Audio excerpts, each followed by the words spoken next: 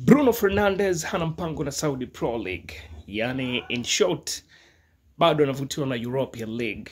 So basically, tutaendelea kumuona akikiwasha ndani ya Manchester United. Rafinha amedai alikuwa kienjoy zaidi kumtazama Neymar zaidi ya Messi. Amesema Neymar alikuwa mchezaji mzuri sana akiwa Barcelona tuliposhinda Champions League 2015. Kylian Mbappe amefunga mara 10 mfululizo kwenye michezo ya klabu yake ya Real Madrid pamoja na timu yake ya taifa ya Ufaransa. Ghana wanarudi tena kwenye kombe la dunia mwaka 2026. Baada ya performance nzuri ya Rashford baada ya kutoka Manchester United, Barcelona wameongezea mkataba Rashford, hivyo ataendelea kusalia ndani ya Barcelona.